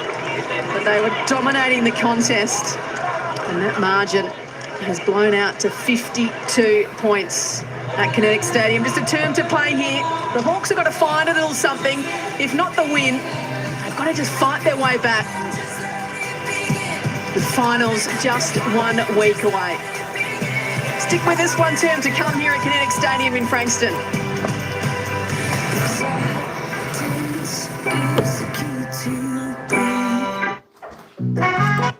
All right, there we go. Three-quarter time, folks. North Melbourne pulling away in this game. 9-7-61. The Hawks 139. There we go. Well, it's a big margin here. 52 points. Three-quarter time here at Kinetic Stadium. Of course, North Melbourne, talk about straight kicking. They put on 5 goals, 1 in that third term. Hawthorn could only manage 1 solitary behind. And that's the story of the day, though, for North Melbourne. It's any wonder, folks, they're $1.35 to win the premiership this year. Certainly a force to be reckoned with, I should say. Not sure how any team is going to stop them. So if you want $1.35, you can get on North Melbourne for the flag at that. Hawthorn, as they said, if Hawthorn, all things go the way they expected, North Melbourne might be playing Hawthorn in the first week of the finals. So there we go. That's going to be interesting. I think North Melbourne will probably lick it in their chops. Let's just have a quick look at the goal scorers. Of course, Talia Randall, she's got 4 goals. She's up near the lead of the goal-kicking table. I think she's only 1 behind at the moment. Get her on, kick a couple, and she'll be leading the goal-kicking competition. She's got there 4 straight goals from 7 kicks. That is just fantastic. Alice O'Loughlin, Mangan, Edie, and Craven with both all singles for North Melbourne. Of course, the only goal scorer there for Hawthorn, Greta Bodie, she's got a single. As we have a look at the disposal magnets, of course, Ash Riddell, of course, they were saying her, holy moly, her season average is 38 touches a game. She's well on target for that. 25, she's had up until three-quarter time. 14 kicks, 11 handballs, a couple clearances, 3 tackles, 3 marks. She's having a ring-a-ding-ding game. Of course, Jasmine Garner, 21, 11 and 10, 8 tackles, 3 clearances. They're the only two in the 20s. Of course, the next best is for Hawthorn. Eliza West on 18. She's doing really well for Hawthorn as well. There we go. Let's just keep on rolling down. Jenna Burton on 15 also for North Melbourne. We'll just roll on down. We'll be back with the final quarter in just a minute, folks. So hang tight. Amy Smith there for North Melbourne on 12. Lucas Rod is on 12 there for the Hawks with, there we go. Who else we got there? Laura Elliott on 10 with Edley on 10 there for the Hawks. Also, of course, Edley with 11 hit-outs there for the Hawks. Of course, Kim Reaney, 10 disposals, 7 kicks, 3 handballs. She's had a couple of clearances, 5 tackles, 14 hit-outs there for North Melbourne. So she's doing a really good job as well. As I said, Talia Randall, just the 8 disposals, but wow, 4 straight goals. That's fantastic. Kicking in anyone's fashion. That's how you kick a ball, nice and straight. Let's roll on down a little bit. Don't forget,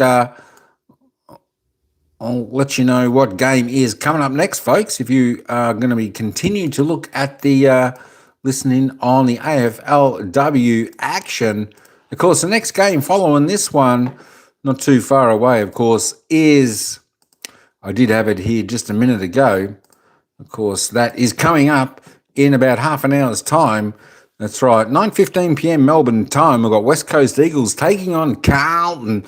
So that's going to be an interesting game as well, because if you have a look at the ladder, of course, Carlton sitting 5th on the ladder with 7 wins. So they'll be looking forward to having a win, but I don't think that's going to change their position at all. And of course, West Coast Eagles, they'll be looking for a victory to cement themselves in the top 8 and play finals. So big match coming up next. West Coast Eagles taking on Carlton. All right, let's head back down to the ground and they'll run us into the final quarter. It's North Melbourne by 52 points. Ball, but it's totally turned around now. We're into three-quarter time. Yeah, and even up to halftime, it was essentially pretty even. But if you look at the third term numbers alone, the Kangaroos, they had 25 more disposals. 13 of those were contested, ahead of the 20 from Hawthorn. And then uncontested possession +9 again. The clearances +3. So they really got everything going their way in the third term. And they got the bang for buck on the scoreboard. 5 goals won to 1 behind. Yeah, absolutely. And I think the Hawks have just got to be able to find something in this last term as Darren Crocker has made his way over to Nat Edwards. Croc, it must be a luxury because last week it's Emma King with the 3 goals. You've still got Kate Shearlaw to come back into this side, and now it's the Talia Randall show. It just must be so nice having these tall forwards at your disposal. Yeah, it is nice, but it's the work that goes on up the field to be able to get them the ball. Right, they're actually doing a great job with their positioning and being patient. But some of the work up the ground by our defence to get the ball back, our mids, has been outstanding. Now I know you've been managing players coming into the final few rounds. What about quarter 4? Do we see some star players spend a little bit more time on the pine? I'm not mentioning anything about managing players at this period. Okay, I'll be watching them. Yeah, you can watch. Thanks, Nat. As the Hawks get the first foray forward, Barry with a strong body work. Find it inside the boundary line against Ferguson. And that's why he's such a good coach. As soon as there's a question about an individual, it always comes straight back to the team. And yes, that's the party line to roll out, but you just feel that's how they build their program. They reward the defenders for winning the ball back, the mids for delivering it beautifully to the forwards, who, yes, are finishing off their work, but it's just all across the board, everyone contributing to team success. Now through the run. McDonough has limited opportunity, and that one just the wrong side of the goalpost.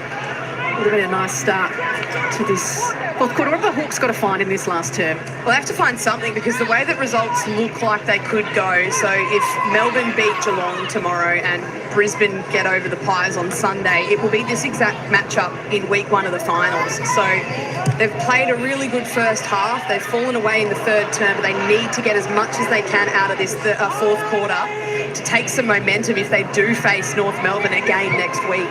I guess that they showed, particularly in that opening term, when they bring the pressure, it was difficult for North to get the game on their terms. And it did drop off a little bit in that third term. Tackles-wise was still there, but you felt North had more time, more space with the footy than they did in the first half. So going back to that would be a non-negotiable for Dan Webster. See that ladder? Yeah. Still another game to come tonight too, with West Coast taking on Carlton. So there's teams as low as 12 that technically could still make the top 8, depending on the results from this weekend. Nat, let's get down to you on the boundary. Yeah, Joe, Najwa Allen in her 50th AFLW game, the Hawks recruit, unfortunately on the bench at the moment, had a lot of testing on her hamstring in that third term and hasn't returned to the field as of yet. We know that she missed rounds 3 to 11 with a hamstring injury, so it might appear that she's done that same injury again. She's good news for the Hawks. They have a growing injury list this season, the Hawks too. Of course, their captain, Emily Bates, is on the sideline. We're missing her tonight. And Lucy Wales as well. Two of their most important players in and around that contest, giving them first use and winning a majority of their contested possession and clearances as well. Coin has it stolen by Garner. Little chipping ball inside 50. Gavin Mangan turns immediately. Looks across. Williamson got a couple of bites, but Smith was there though to worry her out of it. And scrounging for it at ground level. O'Loughlin just flung with the footy towards Randall Garner. That's a little jumper tug. And West looks to clear it. Ashmore under pressure. Puts the tackling on Eddie. West goes again. She's trying hard all night for the Hawks in and under, and Bodie does well to take the mark in front. Yeah, Eliza West, 22 disposals, 10 of those contested, 4 tackles, 2 score involvements as well. She's well and truly done everything she can tonight. Gilroy, a little up and under towards McDonough. Birch has it bounce off her chest. Shannon charging away with the footy, finds Smith. Chipping a little ball through the middle. Smith goes back towards Shannon, who finds it's a coin. Gilroy turned immediately. Donna in a one-on-one, or a 1-on-2 now, but it gets out the back. McDonough just needs to keep her feet. And she's found it for the Hawks. Well done, Anya McDonough. It's been a tough night up forward.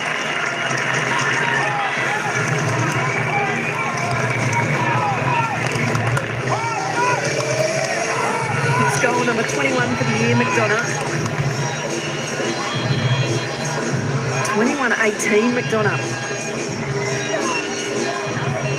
Picked her 50th goal during the year. Equal fastest games to get there, 41, alongside her country one, Cora Staunton, and the star, Katie Brennan.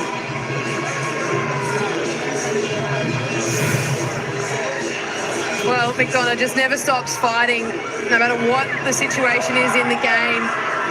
Libby Birch not able to bring that one to ground. Probably just carried a little bit longer than she anticipated, and McDonough worked her under the ball beautifully. As she said, 21 goals for the season now. There's only one game this season where Anya McDonough has not hit the scoreboard, and that was round 3 against the Bulldogs. So she is one of, if not their most important player forward of the footy. And so hard to defend because she can play tall, but then has some tricks at ground level as well.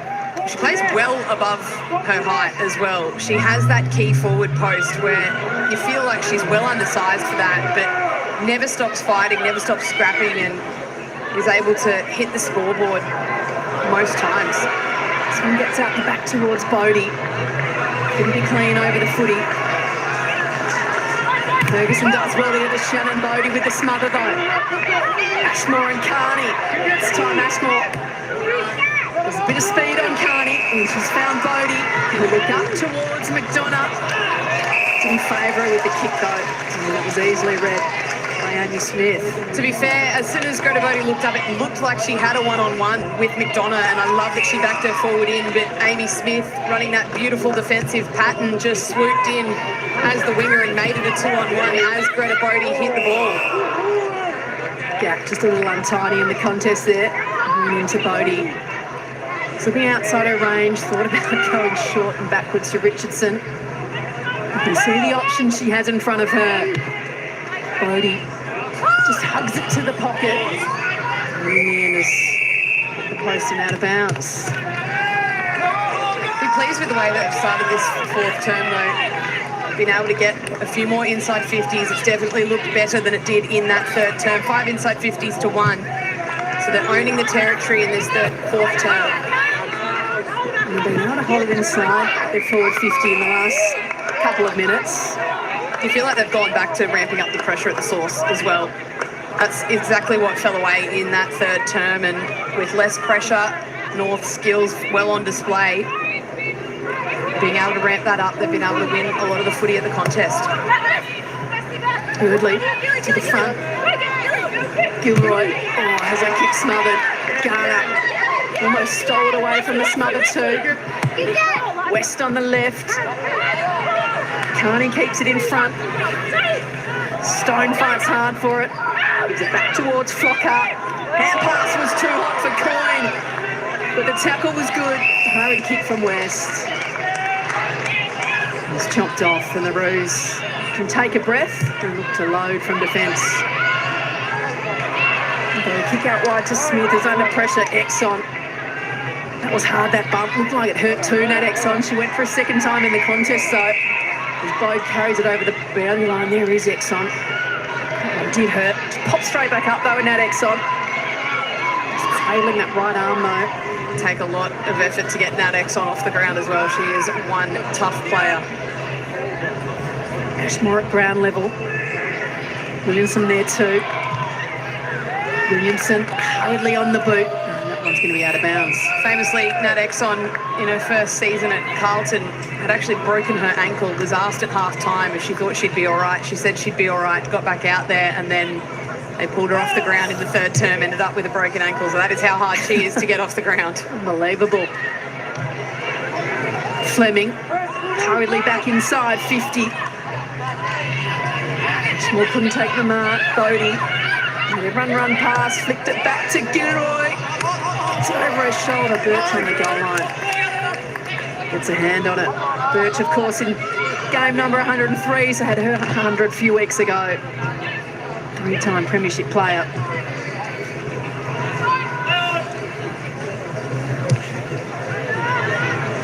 Boyd goes long from the kick in. Hetherington was the target. Little run along the wing. Lucas right under pressure with a tough tackle. First time it's exited defensive 50 for North Melbourne in quite some time.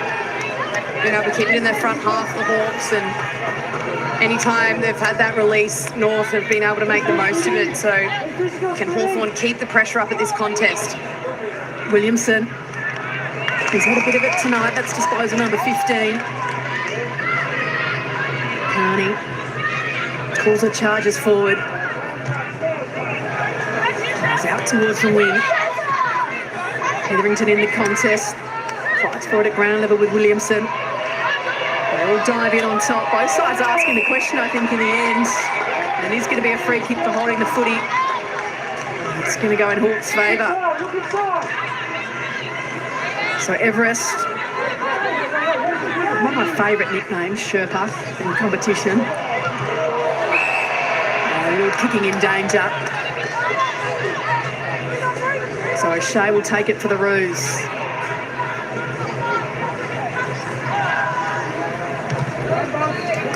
Likes to use her speed, takes a little run, then kicks it up towards Randall. Sheriff at the back. The kick is wide. Be out of bounds on the full. Just marching up the field now, being able to win the ball back a little bit higher. What can they get going here now that they've got access to the open side of the ground? Birch. A little untidy in the kick, but plenty of time for Shannon to reel it in. Donna closes the space, pierces it up towards Eddie. Boundary throw in. Probably not as clean as we have seen Libby Birch across those games in her career. A couple of uncharacteristic errors in one-on-one, and she is such a confidence player that at times if she's not executing, she can just get off her game ever so slightly, but very dedicated to the task, will go to work and tidy up what she needs to ahead of next week, you'd think. She's not the kind of player to have 2 games like that in a row. And Cerberus was charged into by Lachlan. Look at this tackle. Just latched on and wouldn't let go. Kick inside 50. Sheriff did well, I thought, to find the front spot, but gave away the free kick for the hold against Bruton. He wants to go quickly, and King on the lead. Takes the diving mark. That was a brilliant kick from Jenna Bruton. That actually drew the lead out of Emma King. She has had the height advantage most of the evening and has called the ball in long. I love when she leads up at the footy. She's so hard to stop. She's taking the ball out in front, but just poked beautifully to the corner by Jenna Bruton. So you can see the task in front of her here, Emma King. Got the perfect angle to ride behind it. And the Blues continue along their merry way.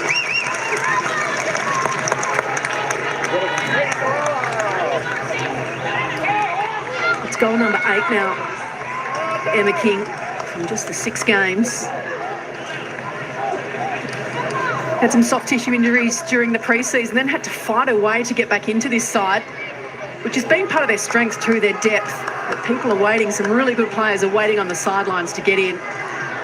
That's pressure to perform.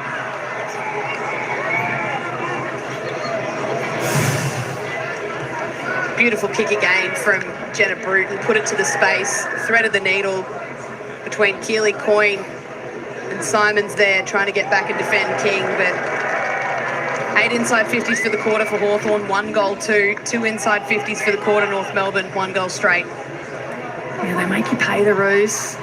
So efficient going forward. West tries to spin out of it. Fleming just taps it on and goes herself. Overruns the footy in the end. Got a Mangan to O'Shea. Looks for Hetherington. Early has her wrapped up and holding the footy. Early had to play a role tonight that she's not used to playing in the ruck. As you said pre-game, she's been thrown everywhere this season, played ahead of the ball, played behind it, and has given absolutely everything to this team in the ruck tonight. Yeah, she's held herself well. Looking to Rennie and Hetherington. Stone has her kick smothered. Fleming goes to territory with the hand pass. Perch. Anyway, shaken here from the umpire that it was touched. So Ridley just goes the punch. Sheriff flips it over the top. And it just slips through the fingers of the Hawks. Smith hard at ground level, always a terrier. Williamson bends it round the corner. West just had it bounce away. Dixon and Tripodi go at it. West on the left, looks inside 50. Ashmore! Might have been a few hands in there, but Ashmore's been paid the mark.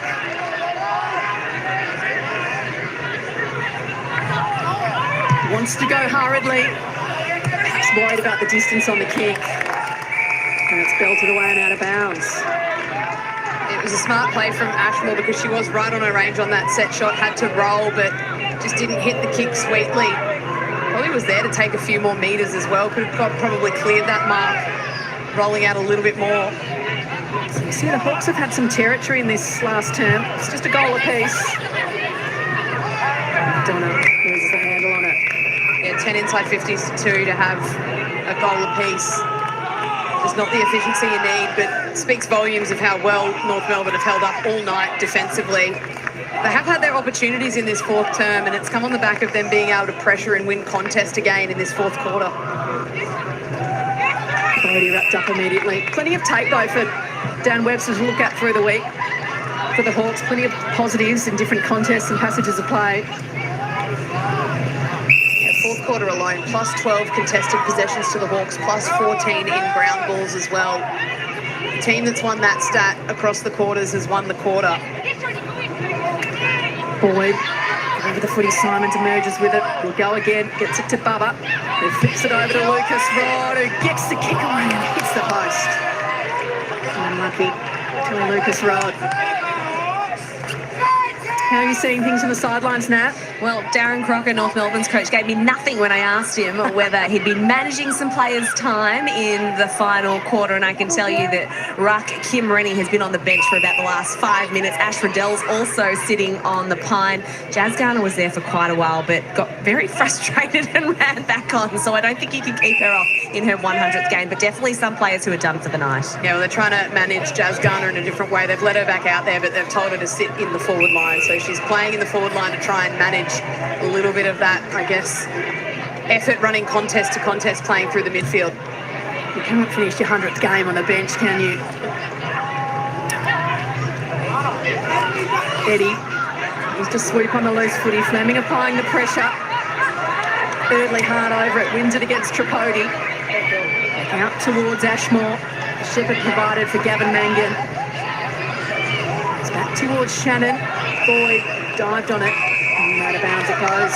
So 10 goals, 7 tonight. They're averaging 11 goals per game over the season, North Melbourne. Add Kate Shearlaw back in as well when their two keys have kicked 5 goals, 4 goals to Randall, 1 to King. Pop up a third tall in that forward line. Just so ominous, so potent. And Vicky Wall, who's been listed as managed, but she did tweak an ankle last week. So perhaps the extra week to recover. The run from O'Shea. Across the wing. Towards Bogue. Sheriff in her pocket. Bogue hemmed in near the boundary line. Sheriff does well, keeps her feet. Finds the footy. And eventually rolls over in front of Coyne. The other positive, Taylor Gatt getting through.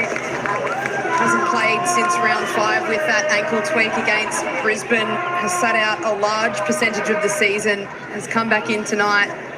Has played her role really well. So they'll be nothing but pleased that they've got her through this one and can head towards finals with her in full bill of health.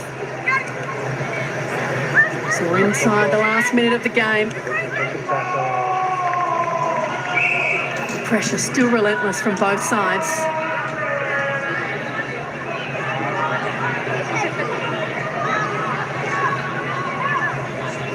Hetherington and Eardley to go at it in the ruck. Hetherington wins it down. Tripodi, Bruton. And they find Garner with the last goal here, the Roos. Of course, she kicked the first goal ever in AFLW, wearing Collingwood colours and that famous night at Icon Park 10 seasons ago. What a star she's been for the competition. And now captain this year of this side that just cannot be beaten. Still scrapping for it. West finds Eardley, who kicks and hopes. It'll all be too late though. As the record-breaking Roos make it 24 in a row. The longest winning streak in AFL, VFL and AFLW history, and they've done it tonight over the Hawks by 49 points.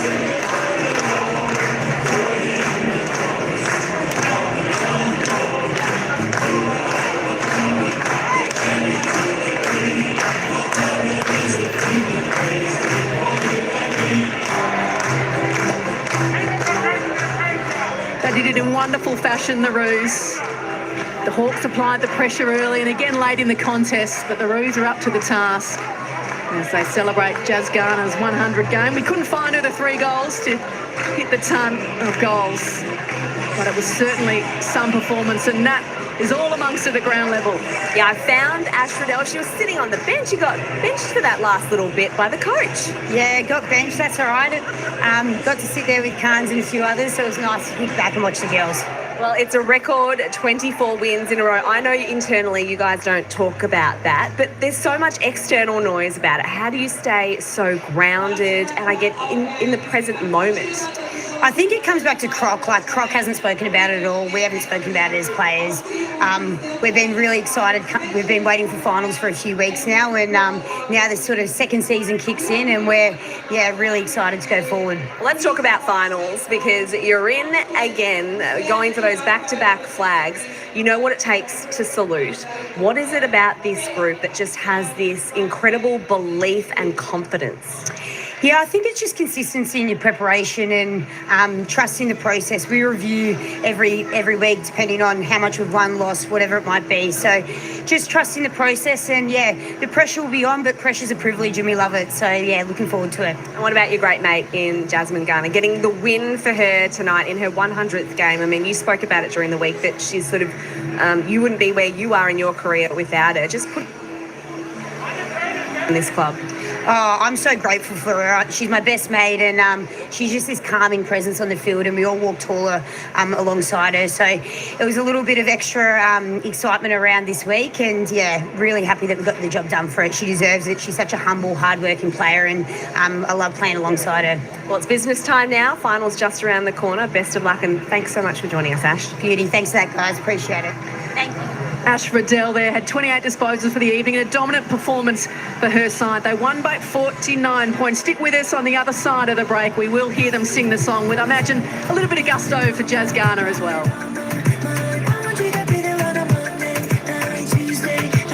All right, folks, there we go. Big win, game, set, match. North Melbourne by 49 points. There we go. Hawthorn actually won that final term by a couple of points. It was one straight goal.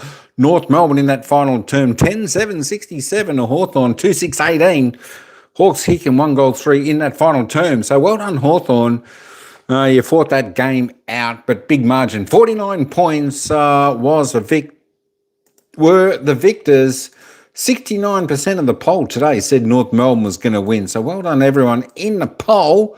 We got that one right. Don't forget, folks, coming up in about 10 minutes' time, we've got the next game. West Coast Eagles taking on Carlton. I'm just going to run through the goal scorers. There we go. Talia Randall ended up with 4.